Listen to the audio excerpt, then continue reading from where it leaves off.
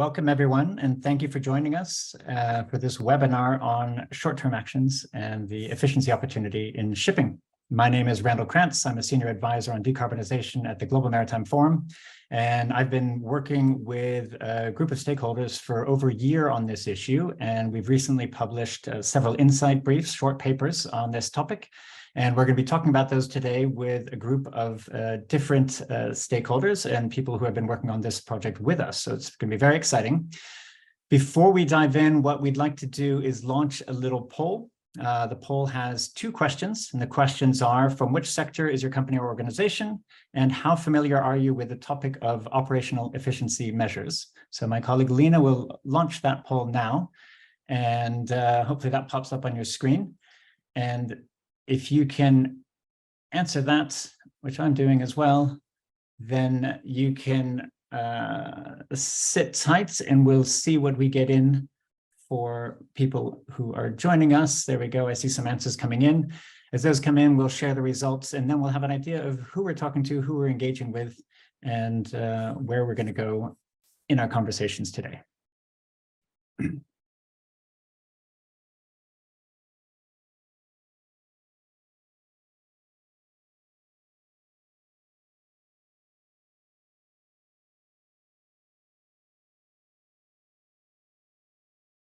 Give you just another few seconds.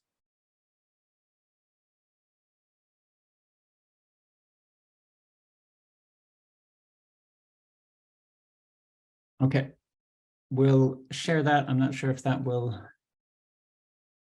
if you can see that, but what we see is we've got a good split between ship owners, a few charterers, service providers, and then a mix of NGOs and others. So I think that part is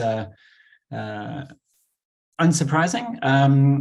The exciting part is that we've only got one person who's not familiar with the topic, so that's good news. And people seem to be split between somewhat familiar and experts, with quite a few people quite familiar with it. So that's good. So it's a good starting place for us. That means that we can have a great conversation. As we dive in, I'll remind you that we'll be using the chat for questions and answers. So if you have questions that come up, if you have questions at any stage, pop them in there. Some of them we'll be able to answer with our colleagues here that we have on the call, and some of them we'll be answering in the chat. So go ahead and pop your questions in there. Now, as we dive in, just to kind of give you a little bit of background of what it is that we're talking about today, I just got a few statistics on the energy efficiency opportunity for shipping. So one of those is that research suggests that optimizing operational efficiency has a potential to reduce fuel costs by 20 to 25% on transoceanic journeys. Looking at that in terms of today's fuel prices, that's about $35 billion a year that could be saved. And that could be reducing annual emissions by more than 200 million tons of CO2. So there's a huge incentive to do this from an environmental perspective. There's a huge incentive to do this from a financial perspective, yet the uptake is a little bit more complicated than that. And that's what we're going to be exploring today. So with that, I would like to introduce our panelists. We have 5 panelists today. We have Nish Ramatula, Principal Consultant at UMass. We have Laura Jakobsen, Chief Purpose Activist at Zero North. We have Kostas Papoutsis, Sustainability Manager at Euronav. Eman Abdallah, Global Operations Director at Cargill. And finally, Grant Hunter, Director for Standards, Innovation and Research at BIMCO. So what we'll do is we'll hear from each of our panelists, and then we'll dive back into some Q&A. And so please, during that time, pop your questions into the chat. And with that, I would like to turn to Nish to set the scene for us. And basically, in short, what's the opportunity presented by the immediate actions and operational efficiency? And what are the broad buckets and things that we can be looking at to get us there? Nish, over to you. Thank you. Thank you, Randall. I'll just start off with a quick slide over here, and I'll put it on a slideshow mode. Can you see that? That looks good. Okay, great. Oh, yeah, you shifted it back out of your slideshow mode. Okay, yes, there you go. Right, so this is a slide just to briefly set the scene and the context around what we'll be discussing today. It's got lots of colored lines, but I'd like you to just focus on the purple and the dark blue line at the bottom. And this is a framing that we've used over time that takes the latest available science to talk about what the decarbonization trajectory for shipping should be. And it's very clear from this that by 2030 that we need to be halving our emissions, and then by around 2040 almost being zero emissions, or latest by 2050. And I think it's just a way of visualizing the direction of travel of where emissions in total greenhouse gas emissions should be going. And the challenge we have in front of us here today is how do we really bend this curve? I mean, the last greenhouse gas study came out saying that the emissions have been increasing. There's a new one that will be launched shortly. Obviously, there's been the impacts of COVID, but overall, the trend is that it's been rising. And the way we could do that is through, obviously, fuel switching, which can come later in this decade, but the real opportunity is to use the period now out to 2030 to really bend the curve. And we can do that through energy efficiency measures, which can be both operational energy efficiency measures and technical energy efficiency measures.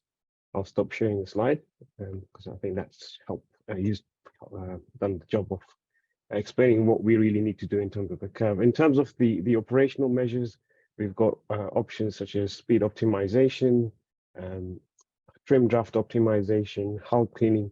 These are the measures that you can have without much capital outlay and have much more emission savings. And then you've got the other bucket of measures around technical measures, such as wind assistance and air lubrication, which do give you a significant reduction in greenhouse gas emissions and fuel savings as well.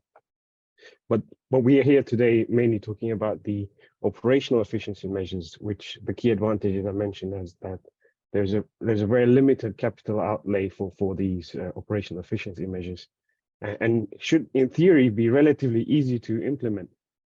But unfortunately, the implementation hasn't been as such. So speed optimization, which is one of the key measures to reduce emissions, can give you a double-digit saving on fuel and emissions, hasn't been taken up as much as we thought it should be. And a good example of that is a virtual arrival, where we've seen a very limited take-up of that measure, which we'll discuss the reasons for. But essentially, virtual arrival is where ships slow down as a result of the charter and the ship owner engaging with each other and telling, as a result of for example, a blockage or an issue around the terminal, and they split the savings and share the benefits of that. But the implementation of that measure so far has been very low. And one of the reasons for that, I'm using this as an example to really explain what the barriers might be.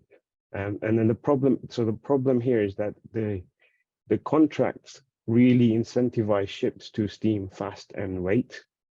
And this is based on decade-old or centuries-old contracts, which have been around for years, which I'm sure Grant will touch on, which are really incentivizing this steam fast and wait approach, as a result leading to such inefficiencies.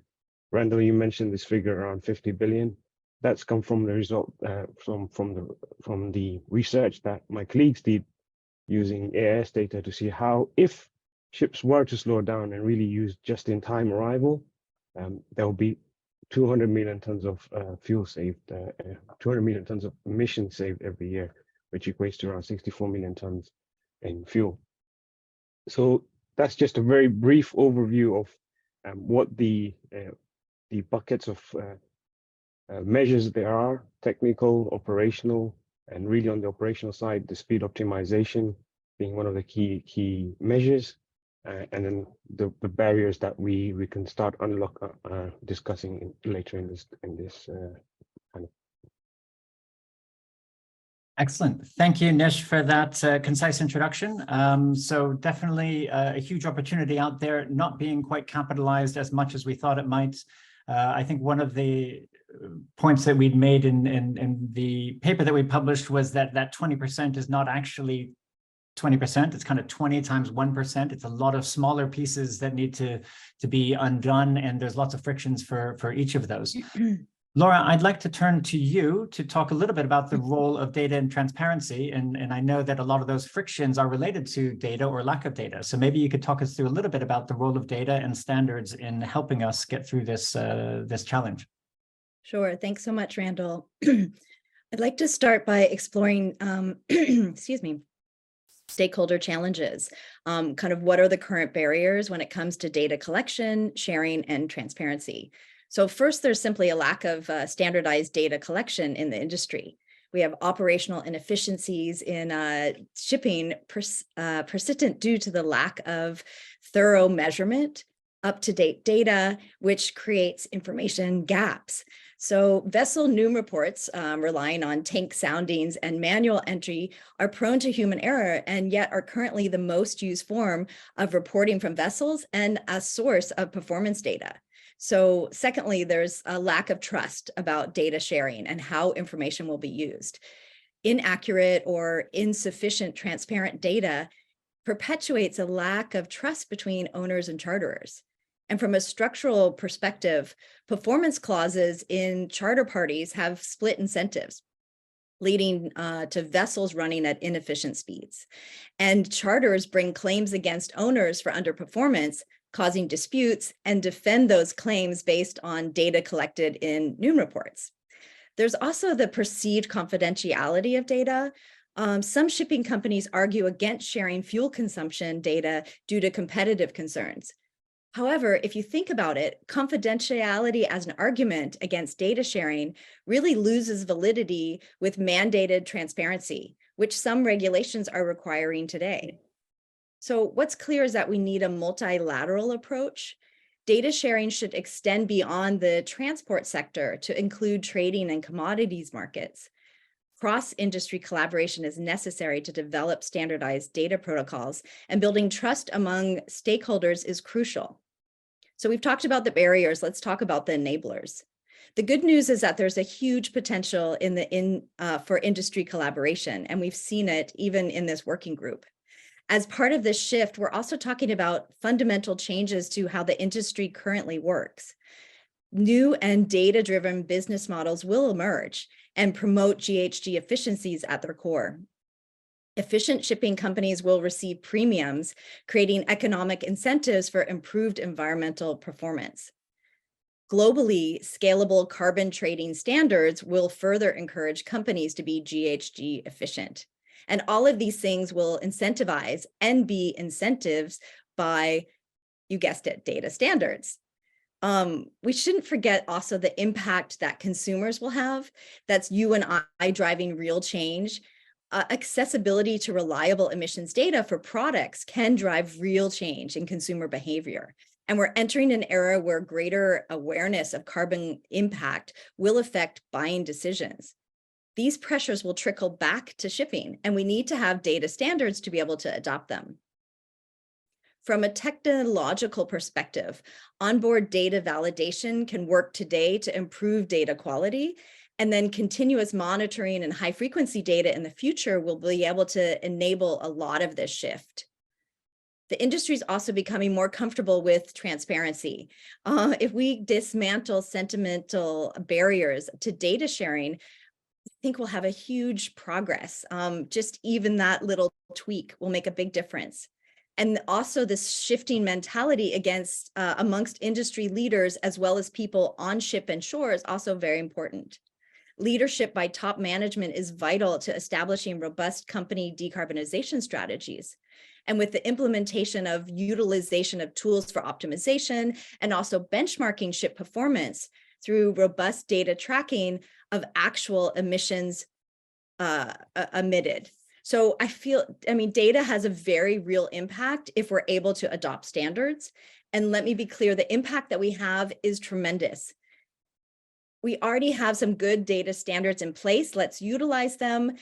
Voyage optimization alone can unlock an average of 10% performance improvements today. And as mentioned, taken together, the widespread operational optimization span can increase efficiencies up to 24%. So there's plenty of reasons to be optimistic. Thank you, Laura, for that. So we heard about the human element in there that can offer some variability, the lack of trust, and the existence of performance clauses that sometimes are pejorative or incentivize pejorative behaviors, but that there's ways that we can overcome these largely through transparency, part of which is coming mandated, but also a lot of which is coming as best practice and can be can have further uptake. And then you also mentioned the role of trading markets, and I think that's really interesting because we'll come back to that in terms of what is the data that we have and how big is the picture that we're looking at, because are we just looking at the trading of freight, or are we looking at trading of commodities as well? And so we'll definitely come back to that because that's a huge influence. Now, Kostas, I'd like to turn to you. Euronav has been involved in this work since the beginning. And one of the key things that we set out to do at the beginning was to explore the role of pilots and see what we can actually learn and what happens in real life when we try to look at these types of situations. You know, is it just the desk research that tells us we can save double-digit percentages, or can we do this in real life? And Euronav has done some work on this, so I'd love to hear and to have you share the experience that that you've had with the group today. Yes.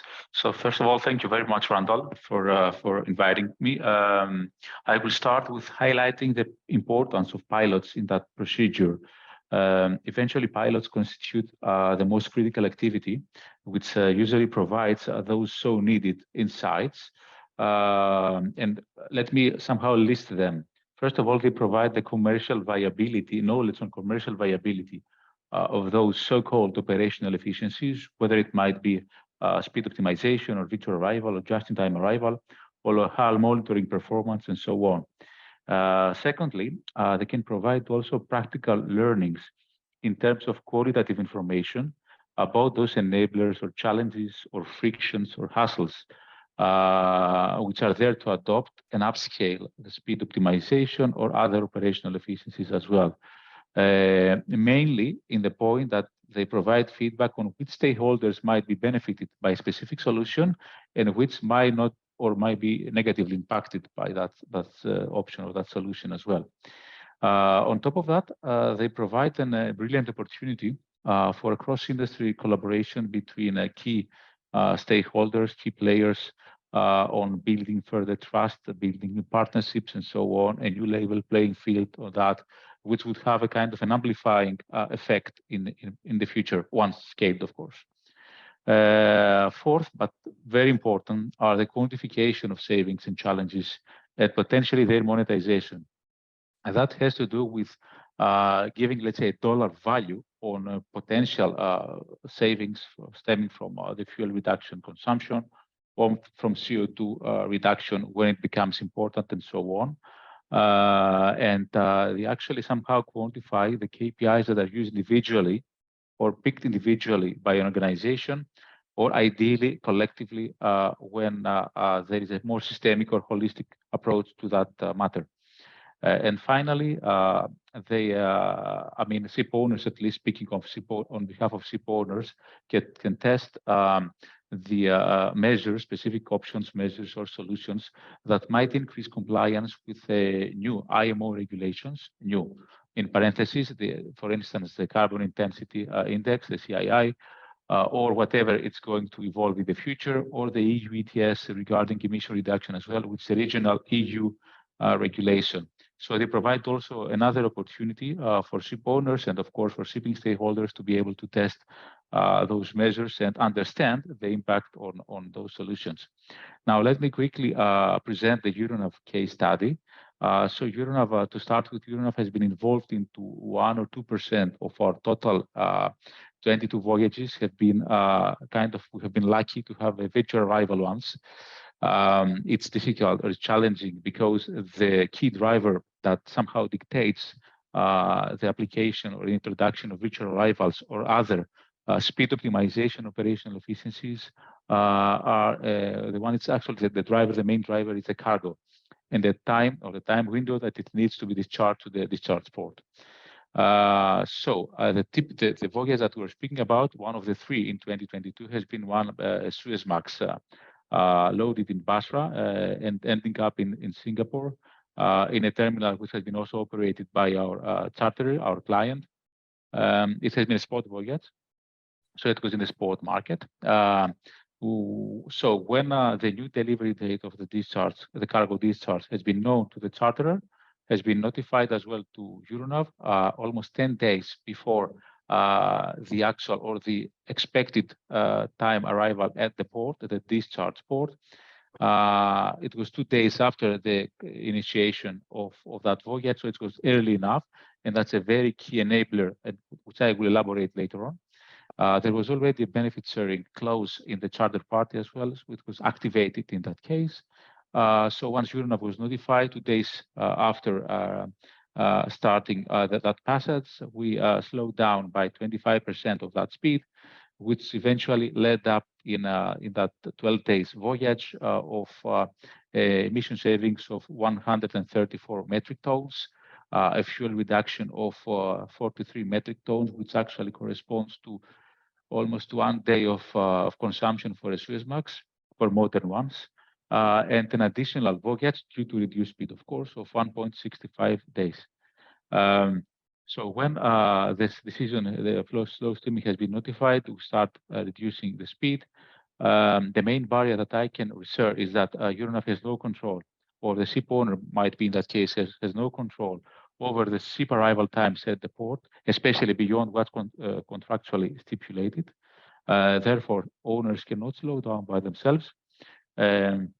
Whatever dictates the actual speed is actually the cargo expected discharge time window and the trading contract in that case. An enabler, it's actually the information or data sharing as early as possible about the terminal readiness, for instance, in the discharge time window. And of course, the existence of a virtual arrival clause or such benefit sharing clause, which usually facilitates, but not always, because it can also be formulated quickly between the ship owner and the charterer. So once the ship owner is aware that there is an opportunity for virtual arrival, it's preferable, might be preferable for us instead of sitting in the marriage at the port. And finally, it's the most important driver or scale-up factor is sharing success stories and experiences, enablers and challenges externally to raise awareness, and of course internal awareness to raise onboarding. So that's in a nutshell our experience in 2022 here. Thank you, Kostas, for that. Very insightful. We heard about the different enablers that you laid out at the beginning, then the actual evidence of a case, savings of huge numbers of metric tons and a large percentage there, but then specifically that being enabled by the presence of a case, but you said clear and early communication about when the opportunity arises. And if that doesn't happen, even if you have the clause in your contract, it's not gonna be helpful. So thank you very much for that. Now I'd like to turn to Eman at Cargill. Cargill's also been involved in this work and also has been looking at the role of pilots. And one of the things that was mentioned was, by Kostas, was that the terminal was operated by their client, and Cargill obviously operates a lot of terminals.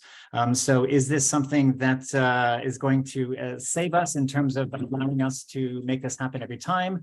Or are there other internal and external barriers that prevent this from happening, including one I know that's come up in our conversations around the role of the trading contract as well. So maybe, Eman, you could offer a little bit of light on that. We can't hear you, Eman.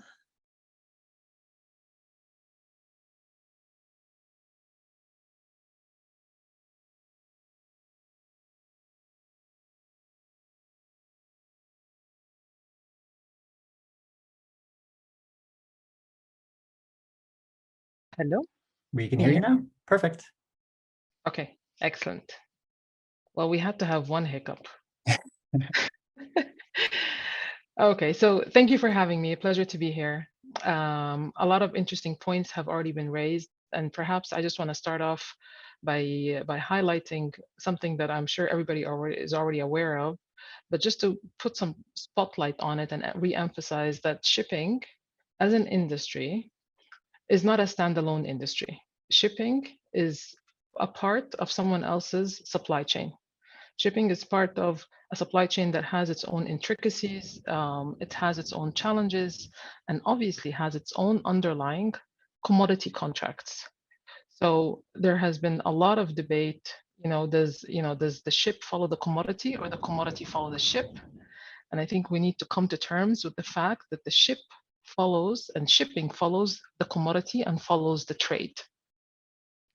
And by having said that, then I'll start perhaps highlighting what our challenges have been. So yes, in Cargill, we are quite fortunate that a lot of our internal flows originate from our own terminals, which is an added advantage. So we have been, as you said, quite an active advocate and player in trying to bring about these pilots in our own product lines, in our own trade flows.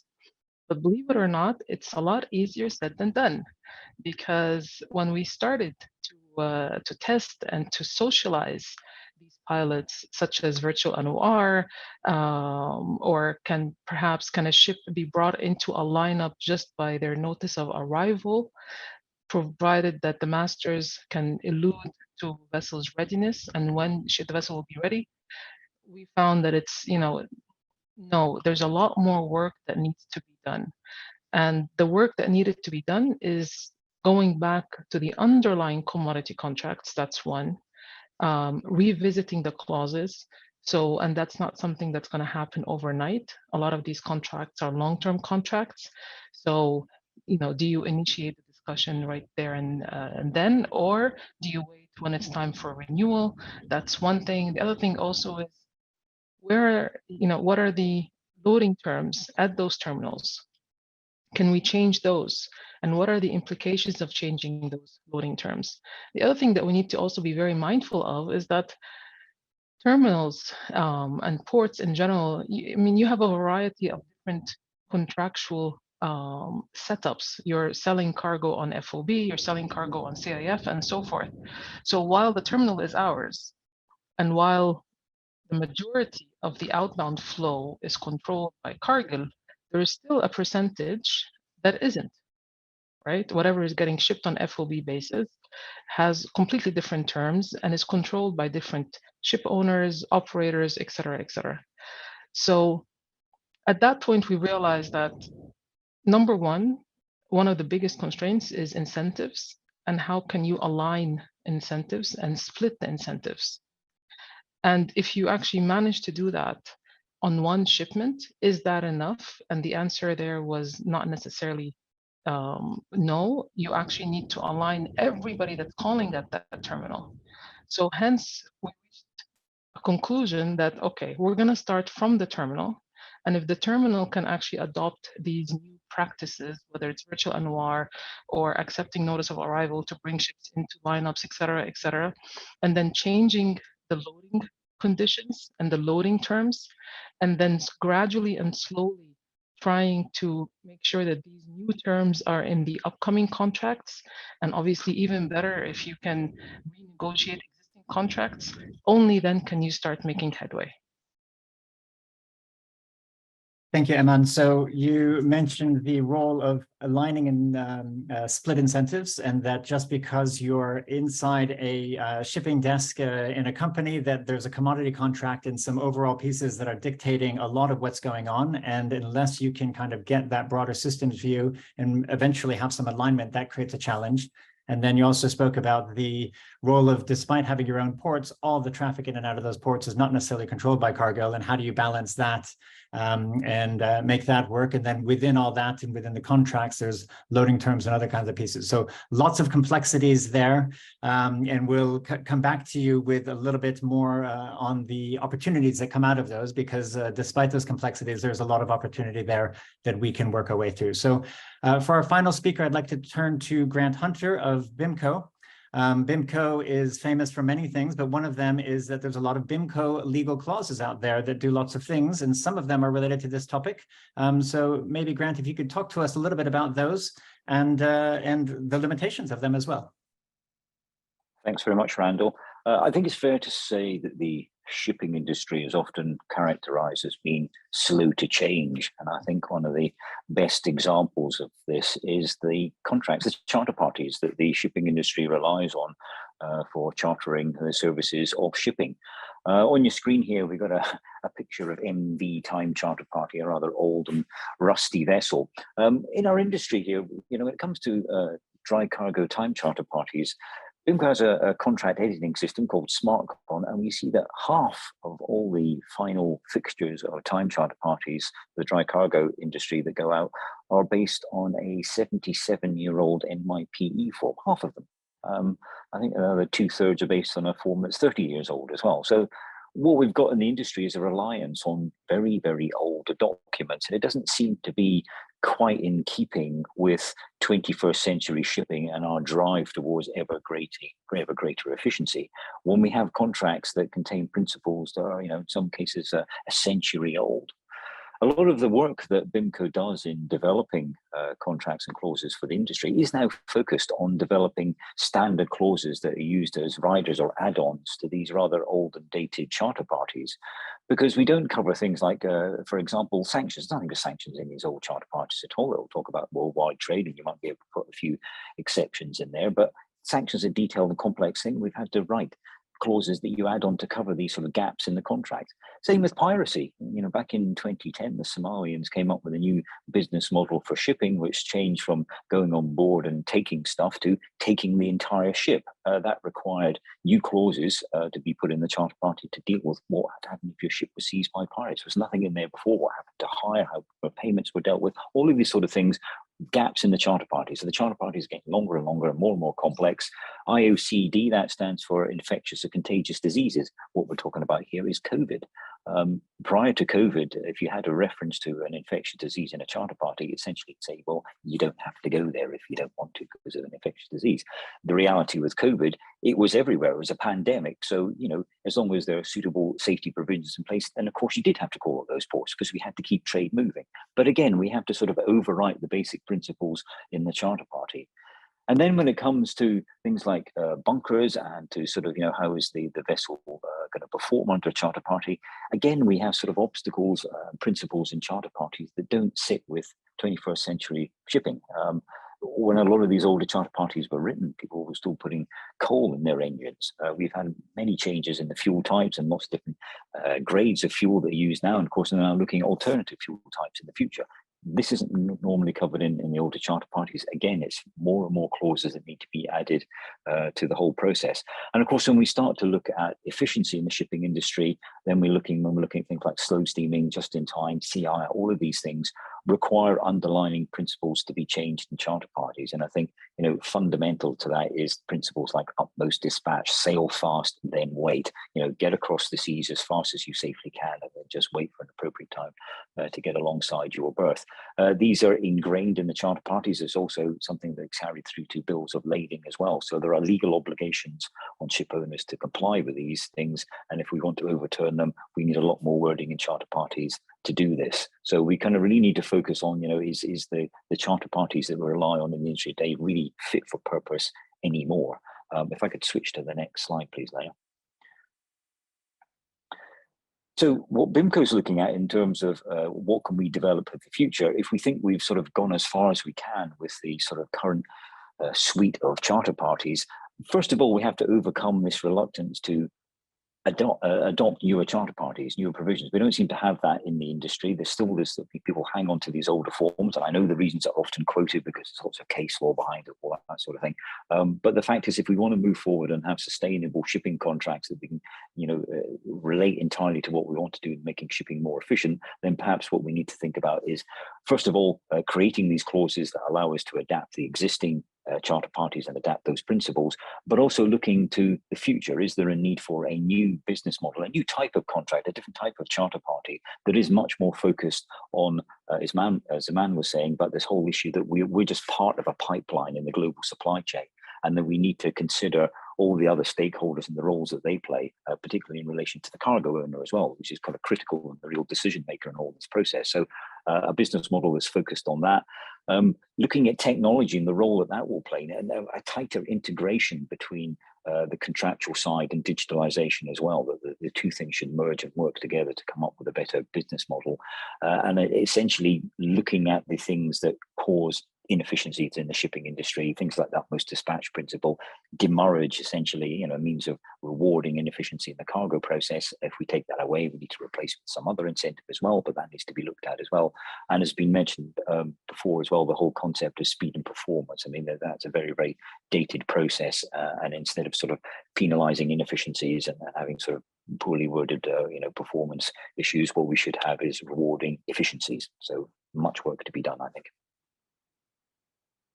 Thank you, Grant. So the answer there is that there are some clauses out there that can help us out. There's virtual arrival clauses and just-in-time clauses, and Kostas and Eman mentioned that these exist and that they can be used and they should be used, but that just those won't be sufficient because they're plasters on a larger problem that has been going for 78 years, I think you mentioned. So but there's new opportunities and there's ways of looking at this and kind of starting from scratch, although that's probably not a short-term immediate action, but definitely a conversation to be had in parallel to the efforts that we're doing now. So thank you to the panelists for your insights.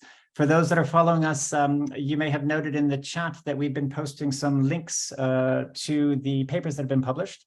And I see that some of you have found those. So please have a look. We have a paper on the general overview, a paper on the role of data and standards, a paper on the role of pilots, and then finally one on legal. And the legal one in an annex has some examples of clauses, the ones we mentioned, but also a few different ones and some that have benefit sharing in them. So there's a few things out there to have a look at. There's definitely a lot of room and a lot of content here to talk about. So maybe what I'd like to do is to kind of first encourage people to keep putting questions in the chat. So we've had a few good questions in there, and we'll turn to those in just a bit. But meanwhile, I'd like to turn back to the panel and talk about, we've spoken about these different topics of kind of data and transparency and pilots and legal issues. How do they interrelate and how do they all get covered in conjunction? Is that an impossibility or is that a requirement to move forward? So I'll open up to whoever wants to hop in.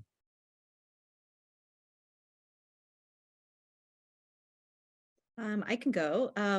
So of course, there's so many things that need to happen, but if we rely on making them all happen at the same time, then we're going to have issues. So we have to start somewhere, and we have to break down the road to decarbonization in these little teeny bite-sized things where we know that we can make an impact. So for me, the interconnectedness is important in the long run, but we can't wait to have that happen. Okay, so we can start moving now. There's things that we can do. Obviously, on the data side, there's a lot of things that we can do right now, but there's also some best practices and other pieces, and waiting for the perfect solution might not be the way forward. Other thoughts, comments about the interrelationship between the different issues that we've got? Eman. Yeah, I don't think there is one perfect solution, right? I think every supply chain and every trade will require a bespoke solution. There are main headlines, right, that could be adopted, and there are learnings that we can take away from one, from one setup to the other. But I think in general, we're going to have bespoke solutions. The starting point, Laura made some excellent points about data and transparency. That is all obviously fundamental for us to make any kind of progress. But also a lot of emphasis on the port and on the terminal's role, because to me, this is one of the fundamental points, and it's also one of the starting points.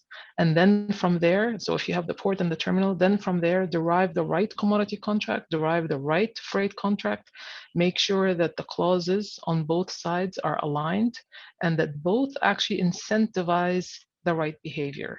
There was a lot of discussions about speed and how much we can save by reducing speed. I agree, absolutely, optimizing speed, but let's optimize for the right end result, which means I don't want to optimize speed. I don't want to slow steam and then have to go and wait another 30 days to come alongside. I want to optimize speed, but with the berthing prospects as well. And then we are really optimizing the whole value chain. Yeah, so making sure that we're optimizing one thing with the view of the whole value chain, so the berthing as well as the speed. And this has certainly been a criticism of slow steaming in the past has been that slow steaming would require more vessels on the water, which is not true if you're operating within the virtual arrival and the timelines that you're actually doing, but just doing that more efficiently. But at the same time, that does take quite a bit of work to get us there, and we have to be careful about how we roll that out.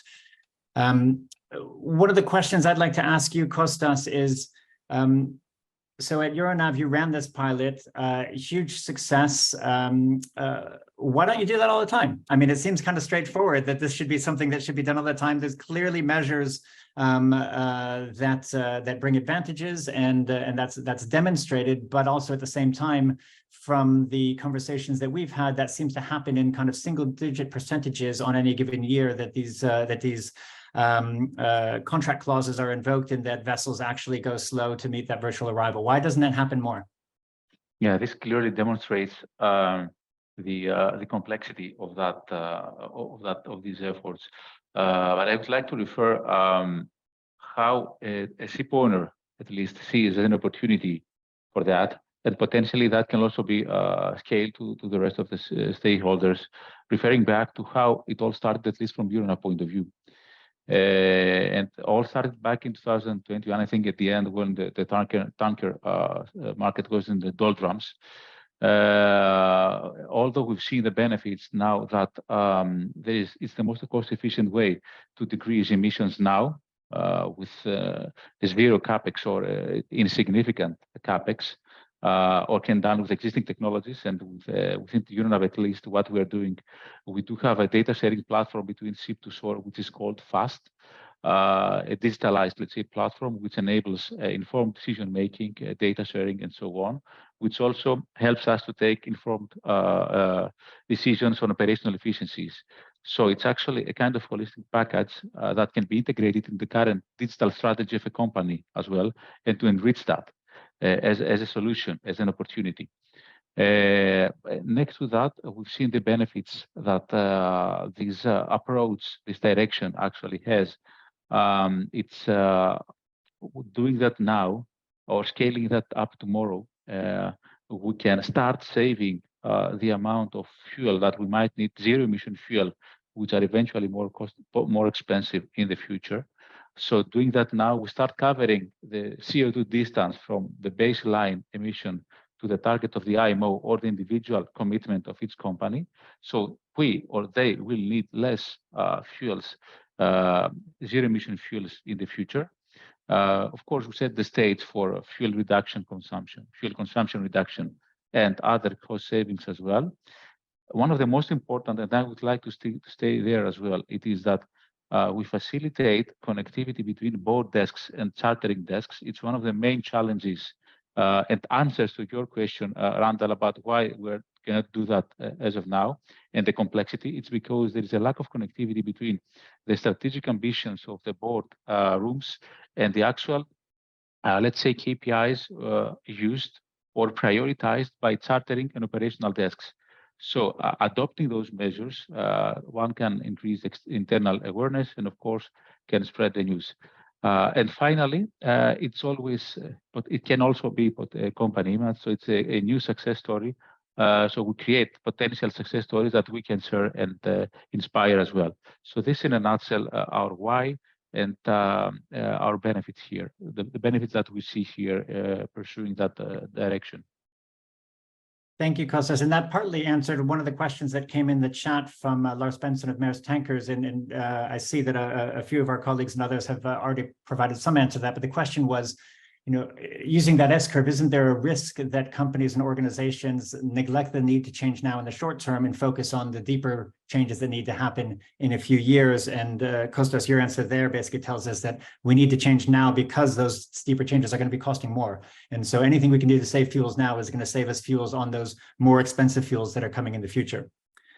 You also mentioned something on the role of digitalization and that being a focus of what you're doing. Grant, I'm going to turn to you now, because just as we were talking before this call, you were mentioning that digitalization is one of the priorities at BIMCO, and that you've got a new president coming in who's very supportive of digitalization as a key issue. And just maybe from BIMCO's perspective, what is the role of digitalization in enabling all of this to happen? And is there a role that you guys play?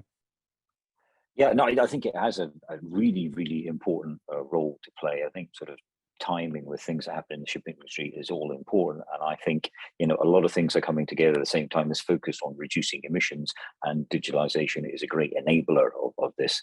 I think as Laura mentioned earlier on, we can now, very accurately measure things that are being used, consumed and emitted from ships far more accurate than we should ever be able to do before. And I think we've got to be open and very transparent in sharing that information, because that helps us become much more efficient. So I think we do need to look much more closely at the benefits that digitalization can bring. But I think, we were talking earlier on about sort of, we have been talking a lot about just-in-time arrivals. And, I mentioned the fact that we have clauses here.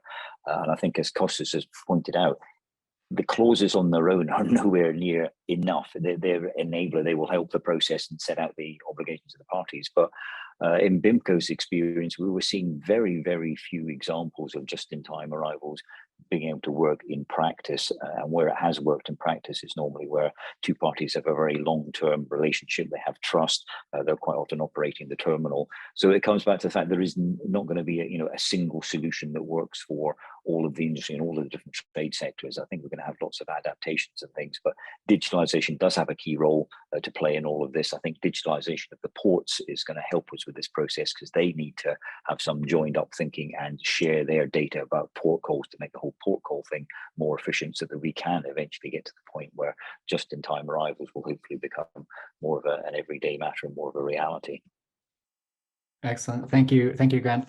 Related to digitalization is the idea of continuous monitoring. And so this is something I know that we've discussed in the task force that hasn't come up so far, but the idea of, and Laura, you kind of referred to this in your talk about quantification and kind of understanding of numbers and moving beyond some of the opportunities for human error. What is the role of continuous monitoring systems? Is this kind of a panacea if we had kind of mass flow meters on all our vessels and we could track speed through water? I don't know if people saw, but there was a little conversation in the chat about the use of radar technologies that can give us more accurate speed. Are these a panacea for this? Will these technologies help us with the digitalization efforts and give us the information that we need to make the right decisions? Laura, do you have a thought on that? Yeah, I mean, of course, high frequency data is the end all be all, right? If we can have flow meters and we can understand what fuel a vessel consumes, is the foundation for almost everything we do. It's all about the optimization and understanding. And, with the split incentives today, owners and operators, there's the lack of transparency there that's stopping the energy efficiencies that we need. So if we can have all this data and understand it, then it's going to propel the industry tremendously forward. Is it that, is it, what did you say, the panacea? The panacea, the cure-all. Yeah. No, I mean, is there anything that's a cure-all? No, for sure. But in digitalization, we need to have quality data, and that starts today from having validations of data on the vessels, so that we can understand that this is the right data that's coming in. There's this lack of data, and the missing data actually stops us from moving forward. So yes, ultimately in the future, if we have that, it is a huge enabler. But I mean, I think there's so many different things that we need to have in order to have like the ideal scenario. Thank you, Laura. Emma, that brings me to a question for you. So yes, these sensors will certainly help. So first question to you is, great. Does Cargill have these on other vessels? If not, why not? And I know the answer to that already, but I think that it's important for people to understand that it's not quite as easy as it seems. And the second is, even without those, the role of trust in the long-term relationships is something obviously that you can talk to as well. Yeah, so another great question, a bit controversial. So let me see how I'm going to answer this. But first question is, do we have them? We have them on some of the ships, but we don't have them on all the ships that we operate. And is having sensors on board, the holy grail of decarbonization? yeah, it's definitely a nice to have, but again, as one of the things that we should be doing, but definitely not something that, if you ask me, transparency of ports and having all the ports, digitally connected, as well as to ships, I would say definitely that over having sensors on board ships.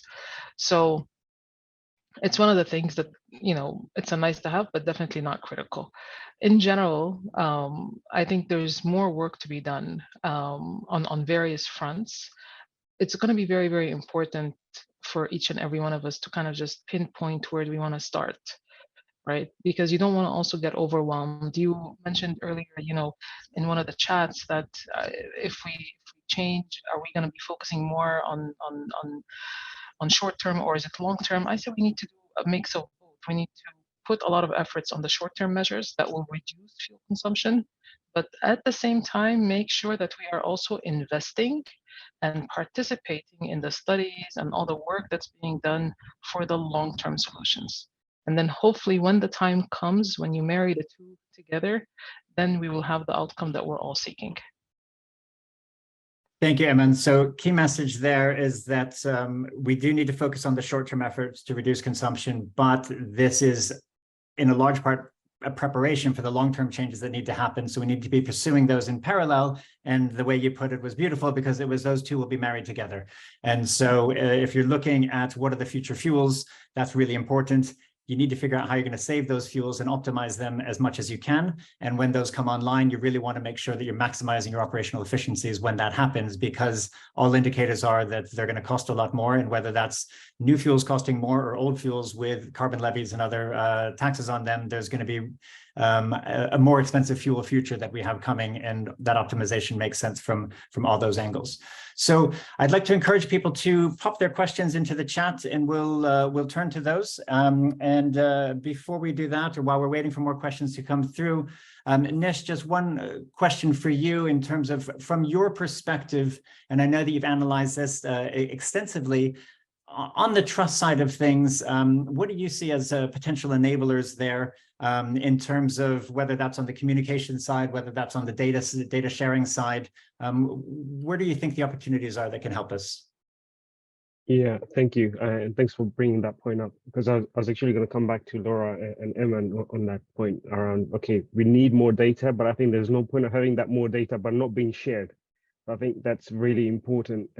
There might be companies that actually have all of those on board and they would still keep it. Let's say there are ship owners who have that data, but they've got every interest to keep that data in that side of the business and not share that with the ship with the charter.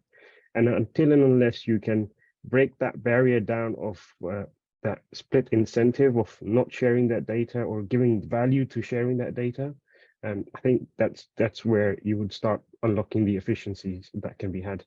And so that's my perspective on the lack of trust issue. Okay, great. Thank you.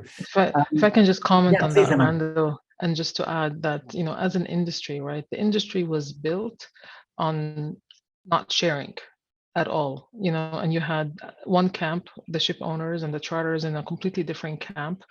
And this is how the industry was built. And we need to be, conscious that actually as an industry, we're transforming into the complete other extreme. So transparency is inevitable. Sharing of data eventually will also become inevitable, considering all of the new regulations, CII, EXI, et cetera, So, but it's not easy, and it should not be underestimated at all that this is quite a big transformation for the whole industry as a whole in terms of mindset and culture and so forth. Fantastic tee up, Eman, to I think a next question. So clearly we're hearing. Can I jump in? Because I also mentioned it. And I just think if we take it from the perspective of like, yes, the industry is transforming, and what's critical for us is to bring the right players along. Because as Eman said, we have an opportunity with the time charters and the owners to come together, in the right kind of progression, right? But if we enable charterers they have a very important role to play in encouraging the data standardization as a first step, for example, then they're going to be even greater force in change. But we have to achieve this through equitable benefits to both stakeholders, as Aman has said, and this requires building a great trust among them. Randall, if I may add as well, it's extremely fantastic. Please, Kostas. It's extremely valuable point. I would like to highlight one more factor regarding data standardization and sharing. The shipping industry as well as other industries will be exposed or are exposed to upcoming intensive data disclosure regulations. So in the future, we need to have standardized data, open data, transparent data, not only for individual organizations or corporate obligations, but also from a regulatory point of view. We have CSRD, the Corporate Sustainability Reporting Standards. In EU, we will have in the US scope 3 emissions as well, which is actually why the data needs to be standardized across the value chain as well, to be able to have the same language and so on. So next to that, and the data quality and quantity, data standardization, data sharing, transparency demonstrates also the responsibility of the shipping community to the society and the environment as well via these disclosures. So that's another point that I would like to emphasize on. Thank you, Kostas. So we had a lot of points there. I'm going to turn to you in a second, Nish, to comment, but just to summarize some of those, because some of them were so good, and I had heard some really great sound bites. So Nish, earlier you said data is only good if it's shared. So I think that's really, really clear here, that collecting the data and hoarding it is not what we're looking for. But Emin, your point was the industry was built on not sharing. And so that is a transformational change in itself. There's a cultural shift there that needs to happen that does require trust. It does require, in some instances, new forms of contract. And Laura, your point was that there's a role that charters can have in this process. They can be built into contracts. And it wasn't mentioned explicitly, but things like the Sea Cargo Charter help push data out into the public domain. And charter is signing up to that is certainly a good example. And of course, Cargill is definitely signed up to that. And Kostas, your point was also that a lot of this data disclosure is coming anyway, whether we like it or not. And so there's regulatory and standards such as EU ETS that are going to be forcing this. So it's better to be prepared and meet them. And certainly we're looking at what we can do in advance of regulation, not how we can comply by regulation. And so there's a bunch of opportunities all mixed together in there. So Nish, hopefully you haven't forgot the thought that you had. No, I haven't. It actually ties in very well with what you said. I think the things that we've mentioned are mostly the push factors. So the push examples like the SEC and the data disclosure, but there could also be a pull factor. You know, what if you rewarded someone who shared the data with you that, okay, here's my fuel consumption curve. Here's how I perform on this speed. If that ship owner is able to share that data with you much more openly, giving you historic data, and then you are able to reward that ship for a better charter rate, you know, that's the kind of pull factor and a business case incentive that you can also bring into data sharing. Thank you. So that incentive side of things, how do you reward the behavior that you want? One of the things that came up earlier was the role of benefit sharing clauses in contracts that sometimes exist, sometimes they don't. We've already heard that by themselves, it's not enough, but if they're there, and if the savings from, for example, slowing down for virtual arrival can be shared between the charterer and the ship owner, then it increases the chance of uptake there. So lots of opportunities. Grant, on your side, the role of I just want to pick up on this role of trust because that kind of got things going quite a bit. But just, you know, what is your perspective on this? Is this something that can be accomplished by contracts, or is it, how do we go beyond what's written on paper and into, you know, kind of what is a human element, especially in an industry that has been built on contracts upon these legal infrastructures that once upon a time, you know, you sent a vessel off to sea, it disappeared over the horizon, you had no idea what happened, and it would, you know, hopefully show up somewhere on the other side of an ocean. You had to build a lack of trust into your contracts to make sure that kind of things would happen. Nowadays, we have the technology, whether that's AIS and GPS and everything else, we can actually know where things are at all times, but still trust plays an increasingly important role. Yeah, no, it's interesting. I don't think I would be quite as kind as a man to describe shipping as not coming from an origins of not sharing. I think it comes from origins of mutual distrust. It's two parties that often don't know each other at all in a very fragmented industry, and they negotiate an agreement. And often, of course, they're going to negotiate the best position for themselves to get the best out of the deal. But nowadays, we're kind of like turning the whole thing around. Okay, you've got your deal now, you've got to make it work operationally. We're throwing in words like cooperation and collaboration, which is 180 degrees from what they've done up until that point, which is obviously look after their own position, and try to negotiate a deal because they don't necessarily trust or know each other. And then we want to introduce trust. Putting the word trust into a contract, I mean, that it's not going to mean anything at all. It's not a contractual word. It's difficult enough trying to put words like cooperate and collaborate into contracts and give them some meaning. So it is a challenge, and I think we keep coming back to the stories and experiences we have. We've had cooperation, collaboration, working in practice, just-in-time arrival, and it is invariably based on long-term relationships which have built up trust over the years. How we do that in a fragmented bulk shipping sector where there are lots and lots of players out there, they don't necessarily know each other at all, how we bring them together and create that same sort of environment, it isn't something I believe that we can do contractually with words. Quite how we find a solution to it, I don't really know, but the contracts can't build that sort of infrastructure for trust in so many words as such. We can sort of try to turn the contracts around and focus more on the fact that the parties have to work almost in partnership. It's not so much as the sort of, a charter party as such. They have to work together for some common good, but it's not sound sort of contractual wording really, is it? But that's sort of an ideal scenario that we want the industry to transform itself into that sort of role where parties do cooperate and do collaborate and do recognize the needs of the other party and much more like to pick up the phone to solve a problem rather than looking at sort of a dispute resolution method. So we kind of need to change that mindset in the industry if it's possible. Okay, great. Thank you. Thank you, Grant. I'd like to come back to one of the comments, Emman, that you made earlier. We were talking about the role of the different players in the value chain. And you were saying specifically that when it came to the transparency side, transparency about the vessel's operation is one thing, but transparency with port would be a higher priority. Can you explain that a little bit more? What is the role of the ports in this? We don't have a port on the call today, unfortunately, but what is the role of the ports and the terminals in this? And what would you like to see from them as cargo?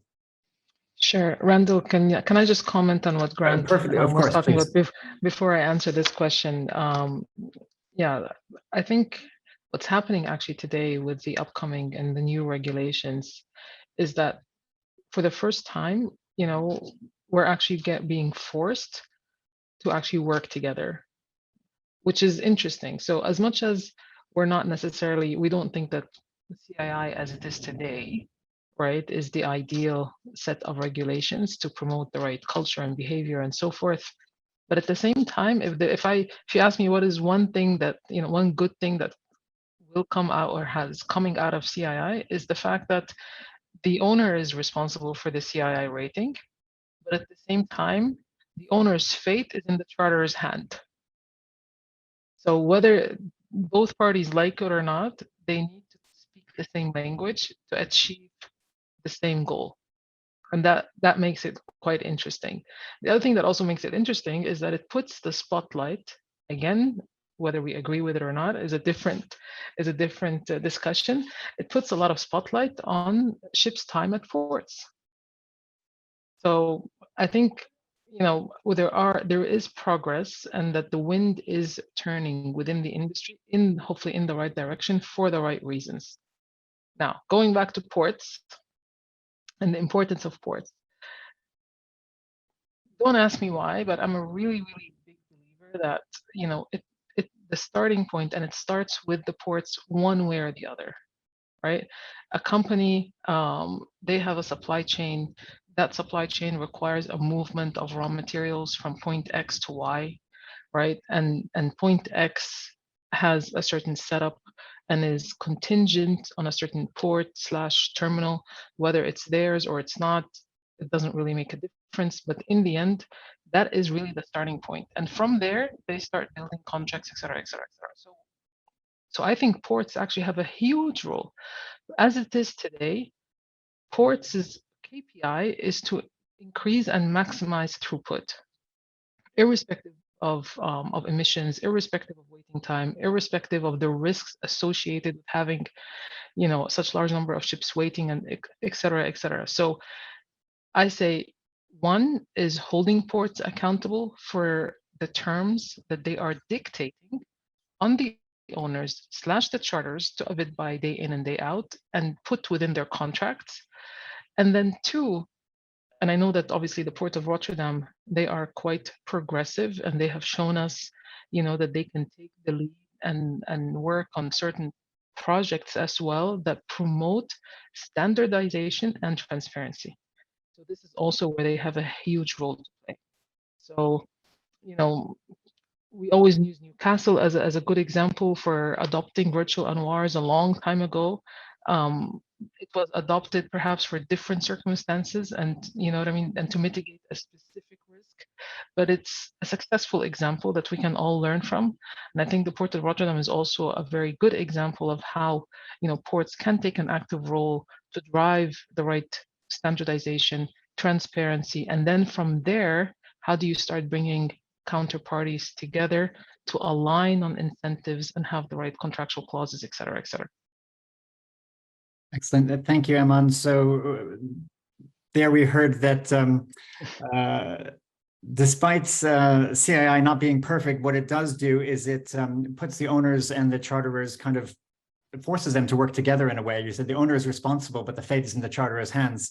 And it also puts a spotlight on the time import. So I think that's important. CII is definitely something that we could have probably a full other webinar on, but won't go too deep into that. And then finally, just this idea of we can, there's two things on the port. So one is holding them to account to the terms that they set, and the second is that this role of the transparency and the role that they can have, especially when it comes to the virtual notice of readiness. And you mentioned Newcastle, which has been doing this for more than a decade, and Rotterdam, which is running a project, I believe it's either ongoing or starting in the month of June, that is going to be looking at that specifically. So lots of specific opportunities and lots going on there. So a lot of this conversation has been at the theoretical level, and some of the things around trust are almost at the philosophical level.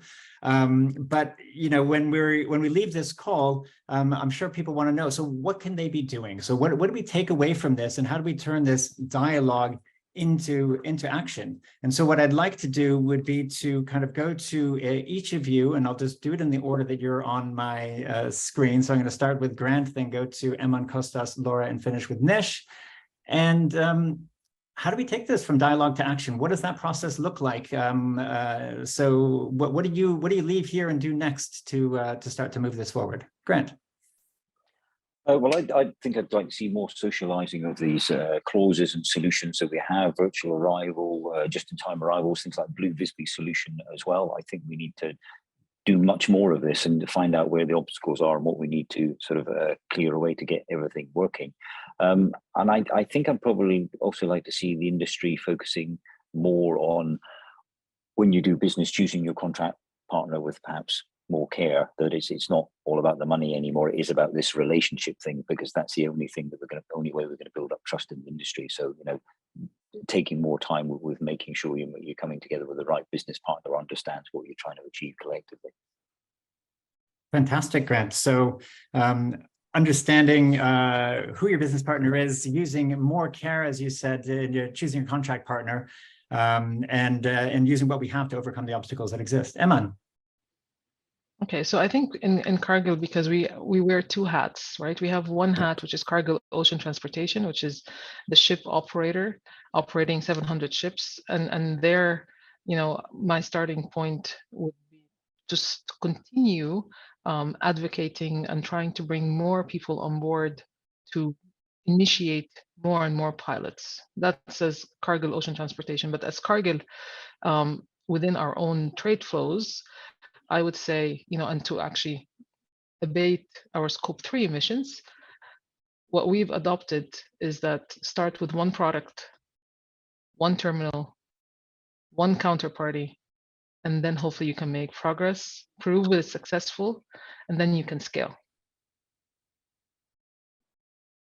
Fantastic. So more pilots was the first request. And so we would love to see that. There's a lot of learning. The pilots that we've seen have been for just a few sizes of vessels, just a few commodities. What do they look like for different commodities, different routes? What can we learn from those? And then finally, when you want to learn about this and scale it up, one product, one terminal, one route, what does that look like on a per commodity basis? And then what can you learn from that to then take to other parts of the business or other routes or other commodities? Kostas. Yes, so I will share a very quick story.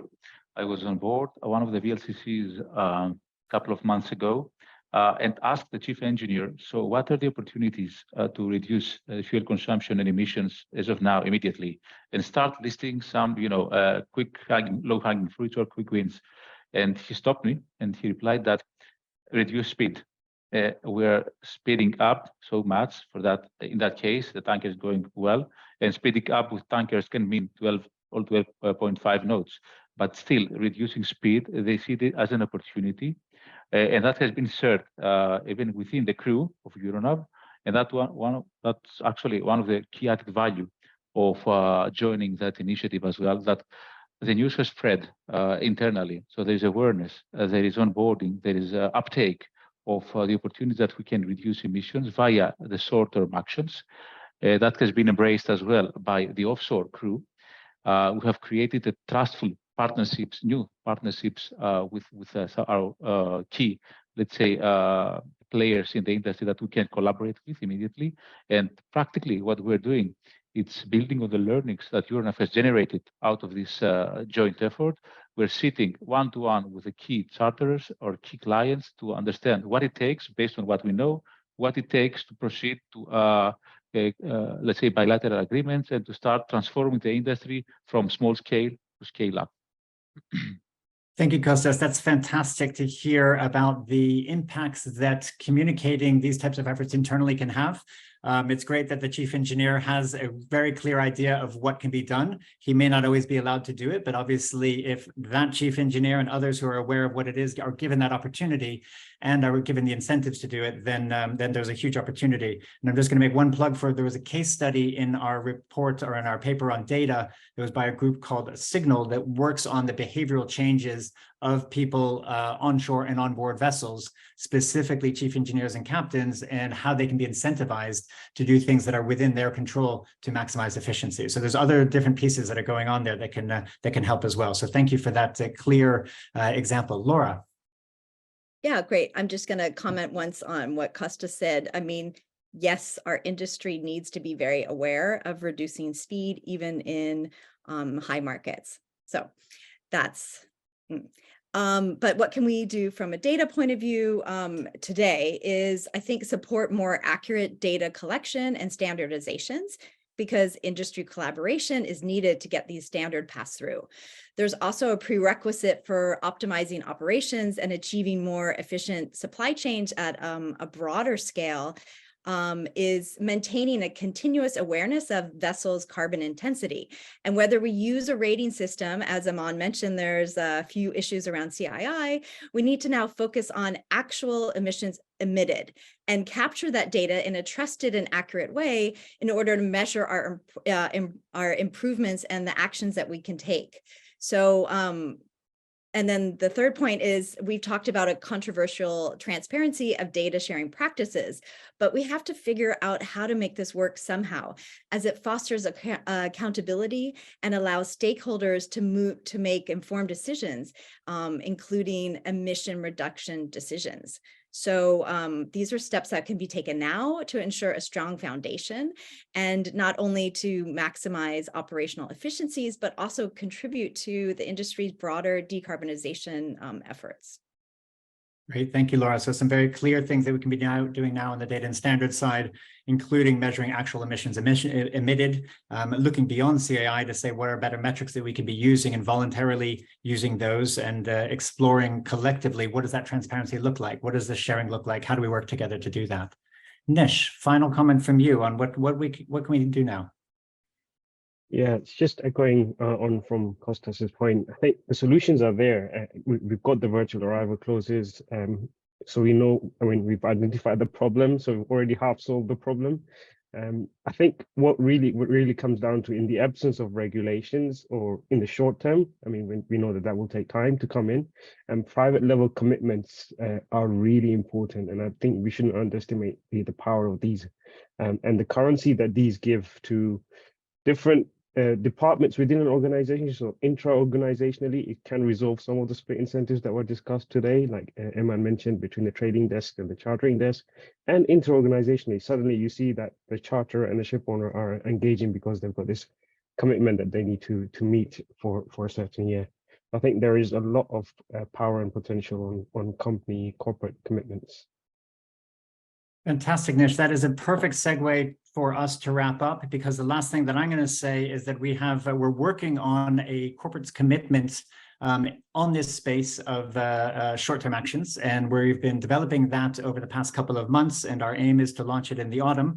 We'll be looking for a broad set of stakeholders to sign this document, and the goal of this is to send a signal to the world that this is something that's important for companies, and it's important for ship owners and charterers and ports and terminals and others and service providers. So it's important for the whole industry, and our goal will be to use the weight of companies joining together, joining forces. And so if you're interested in learning more about this, please email us. My colleague Lena has just put a note in the chat, but she's going to pop her email in there.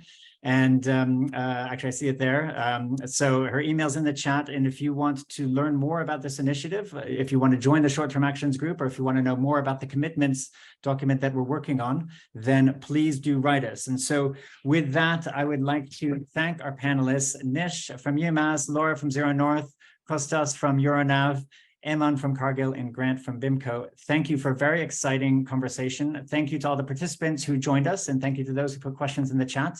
And hopefully this is the beginning of a new revolution on optimization and efficiency. So thank you all very much. Have a great afternoon.